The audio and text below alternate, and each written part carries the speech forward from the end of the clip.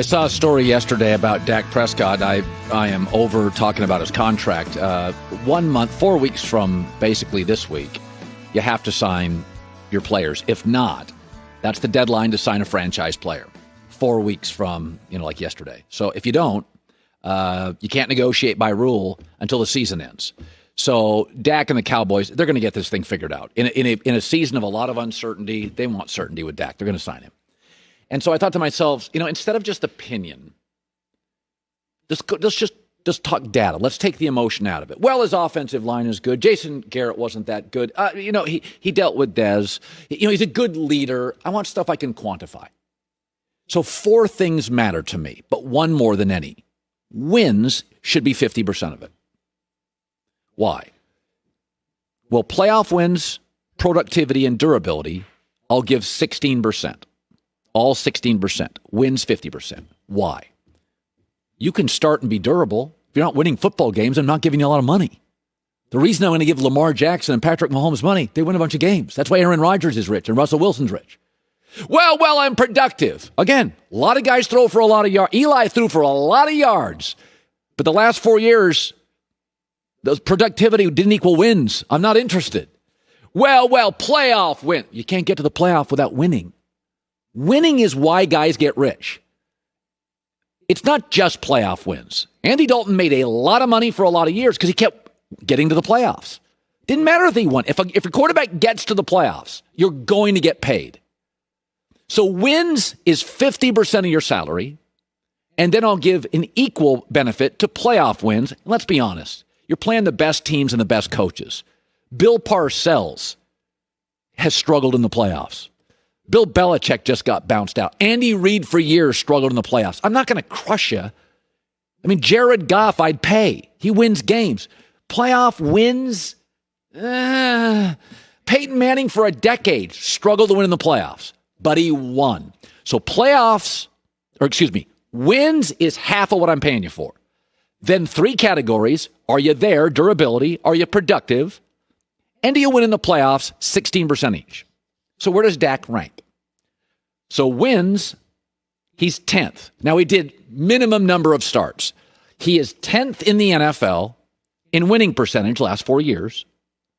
Playoff wins, he's tied for 13th. I'm not going to crush him for that. Maybe Jason Garrett's not as good as the coaches he's lost to.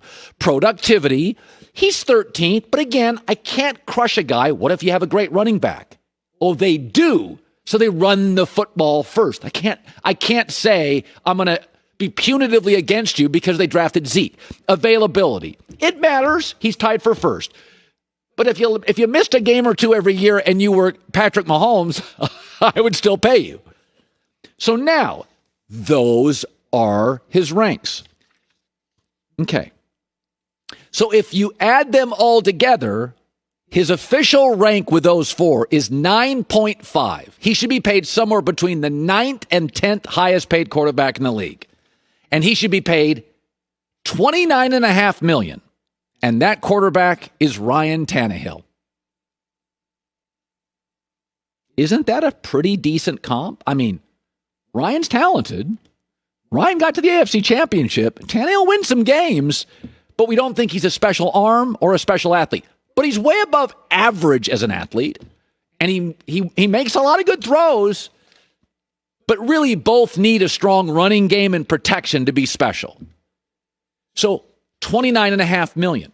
So if you're wondering why the Cowboys are taking a while, they probably have similar metrics, which is telling you that's his value. So are we going to go $37 million? This is why it's difficult.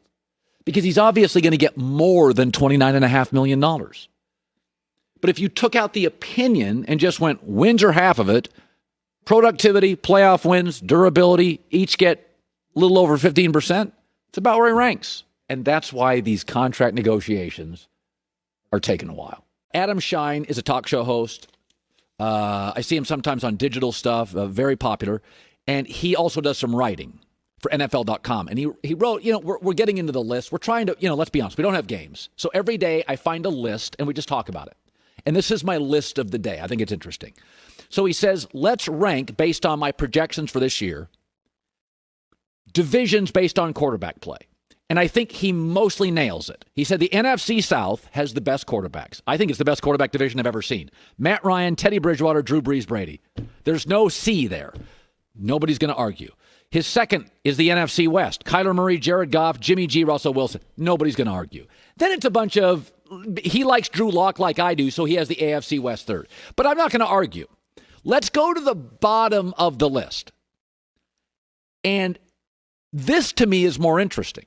And I'm not sure if he intended this to be interesting, but he has the NFC East last with Dak, Daniel Jones, Carson Wentz, and Dwayne Haskins. So we would all agree Dwayne Haskins, work in progress. We're all going to agree Carson Wentz is really good. We all think Dak deserves a contract. What he's telling you is he thinks Daniel Jones is no good.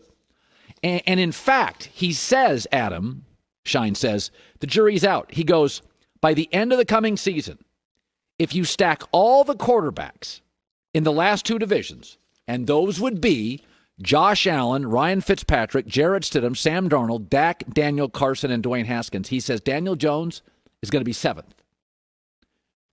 Now, so I thought to myself, that doesn't feel right for me. So now let me acknowledge that I was wrong on Daniel Jones.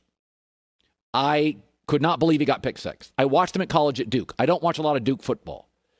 But his coach at Duke, David Cutcliffe, is really good. And I thought Daniel Jones was really average.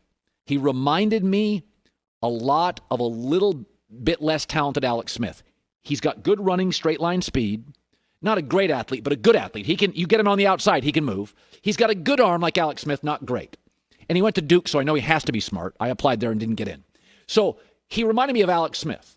That's not the number 6 pick in the draft. I like Alex. But I thought to myself, well, he got overdrafted. And Dave Gettleman, to me, I've always been a little, I'm warming, but not very good at a microphone. So I want to throw something out to you on Daniel Jones. Just think about this. So let's look at 4 things as a rookie. How many games he start? 12. Completion percentage, 62. Passer rating, 87, almost 88. And 2-to-1 touchdown interception ratio, 24-12. That's a rookie. Now remember this. Let's add context. That's what a bad O-line and a bad coach, bad. No number 1 receiver, and Saquon Barkley was hurt a lot. So now come back to me. Now this is something I believe in life, is that if you take out the best and worst of somebody, if you took out Cam Newton's worst season and Cam Newton's MVP season, that's really what he is. If you take out Matt Ryan's MVP season and his rookie season, that's what he really is. Even a realtor, first year you're a realtor, you're building up your clientele, you don't sell any homes. You're a realtor for 15 years. And then 1 year, the economy goes up and you sell an $8 million home, it skews the numbers. So as a realtor, take out your worst year and take out your best year. The remaining 13 years of 15, that's what you are as a realtor. Everybody sells one big home, and everybody has maybe you got a flu. Maybe you had a death in the family. Maybe you had to quit for a couple of months because of personal reasons. Take out best and worst. So if you look at Daniel Jones' 12 starts, I'm just going to play with one. Take out one stinker, and it's not any stinker. Who is the coach in the NFL? Who's the best coach in football history? Bill Belichick. Who is the coach in NFL history that has destroyed rookie quarterbacks? Bill Belichick. Where's the toughest place to play in the NFL last 15 years? New England.